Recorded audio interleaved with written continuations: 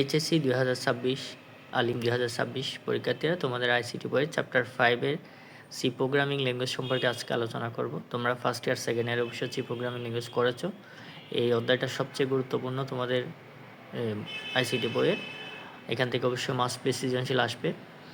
তাহলে দেখো, C programming ল্যাঙ্গুয়েজের আমি তোমাদেরকে আগে ফান্ডামেন্টাল কিছু ধারণা দিই। সি প্রোগ্রামিং ল্যাঙ্গুয়েজটাকে আসলে কেউ কেউ মিড লেভেল ল্যাঙ্গুয়েজ বলছে, আর কেউ কেউ হাই লেভেল ল্যাঙ্গুয়েজও বলছে।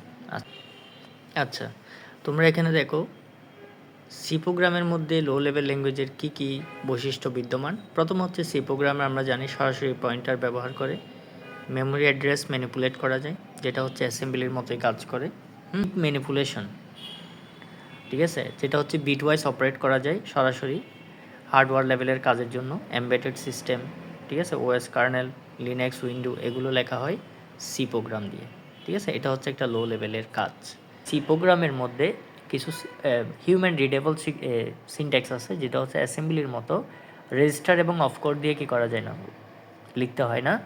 এখানে আমরা বিভিন্ন ফাংশন ব্যবহার করে, লুপস ব্যবহার করে, যেমন for loop, while loop, do while loop, হ্যাঁ, তারপর হচ্ছে বিভিন্ন কন্ডিশনাল ব্যবহার করে আমরা এখান থেকে কী করতে পারি, অ্যাবস্ট্রাক্টে করতে পারি, ঠিক আছে। অর্থাৎ এগুলোকে ফাংশন হিসেবে কোডিং করতে পারি।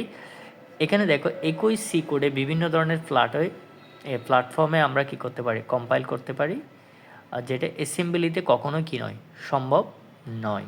আবার এখানে আমরা স্ক্যানএফ, প্রিন্টএফ যে লাইব্রেরি ফাংশনগুলো ব্যবহার করে থাকি। এখন কেন সি প্রোগ্রামকে মিড লেভেল ল্যাঙ্গুয়েজ বলতেছে?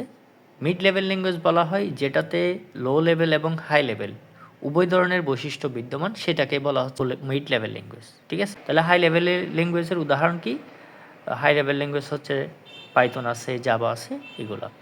লো লেভেল ল্যাঙ্গুয়েজের হচ্ছে কি অ্যাসেম্বলি ল্যাঙ্গুয়েজ, আর মিড লেভেলে সি প্রোগ্রামিং ল্যাঙ্গুয়েজ। যদি তোমাদেরকে পরীক্ষায় প্রশ্ন আসে যে C programming language mid level language নাকি হাই লেভেল ল্যাঙ্গুয়েজ নাকি লো লেভেল ল্যাঙ্গুয়েজ, তাহলে তোমরা যদি দেখো যে এটা বহুপদী, তাহলে মিড লেভেল এবং হাই লেভেল দুইটাই দিয়ে দিবা। আর যদি একটাই আসে তাহলে তোমরা হাই লেভেল ল্যাঙ্গুয়েজ দিয়ে দিবা, ঠিক আছে। অবশ্যই হাই লেভেল এবং মিড লেভেল ল্যাঙ্গুয়েজে একটাই অপশন থাকবে, যে হয়তো হাই লেভেল থাকবে, না হয় মিড লেভেল থাকবে। দেখো, আমি একটা প্রোগ্রাম লিখতেছি। আগে আমি প্রোগ্রামের যে ফান্ডামেন্টাল জিনিসগুলো, আমরা একটা প্রোগ্রাম যখন লিখি তখন আমরা কিভাবে লিখি, ফার্স্ট অফ অল হচ্ছে আমরা কি লিখি, আইএনটি। আমরা জানি আইএনটি মানে ইন্টিজার ভ্যালুর শর্ট ফর্ম বোঝায়। তাহলে আমরা আইএনটি মেইন লিখলাম, তারপর হচ্ছে প্যারেন্থেসিস, এটাকে ফার্স্ট ব্র্যাকেট বলবো না, ঠিক আছে, প্যারেন্থেসিস লিখলাম। তারপর হচ্ছে আমরা এরপরে ঠিক আছে, আমরা সেকেন্ড ব্র্যাকেট বলবো না, এটাকে বলবো আমরা কার্লি ব্রেস, ঠিক আছে। এটাকে কার্লি ব্রেস অথবা শুধু ব্রেসও বলতে পারো, সমস্যা নাই। ব্রেসের ভিতরে হচ্ছে আমাদের ফাংশনটা থাকবে। আমরা কি করতে যাচ্ছি, আমরা যদি প্রথমে লিখি INT a comma b comma c is equal to 10, ঠিক আছে, লিখলাম। এরপরে হচ্ছে আমরা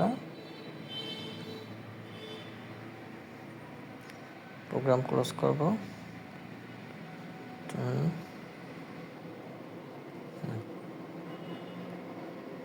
এই যে এখানে খেয়াল করো, লিখলাম। এই পুরো প্রোগ্রামটার মধ্যে তোমাদেরকে যদি বলি, এই যে পুরো মেইন এই যে একটা প্রোগ্রাম লিখলাম, অবশ্যই এটা অবশ্যই রান হবে। তবে এখানে খেয়াল করো, এই যে এটাই হচ্ছে মেন আমার প্রোগ্রামের মধ্যে দুই ধরনের ফাংশন থাকে। কয় ধরনের বলছি, টু টাইপস ফাংশন থাকে,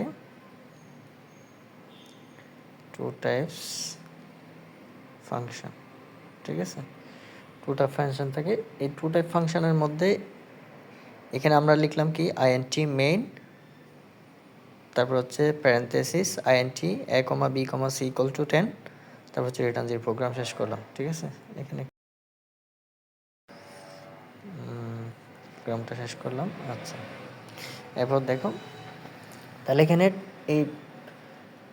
এখানের মধ্যে যে ফাংশনটা দেখতে পাচ্ছ, এটাকে বলা হচ্ছে user define function. User define define function, ঠিক আছে, 1 নাম্বার। আচ্ছা, এরপরে হচ্ছে আমরা উপরে আমরা কি লিখি, আমরা যখন এই প্রোগ্রামটার মধ্যে যখন কি আসবে, এই যে এখানে যে প্রোগ্রামটা দেখতে পাচ্ছ, এই প্রোগ্রামের ভিতরে যদি তুমি প্রিন্ট ট্যাব দাও, প্রিন্ট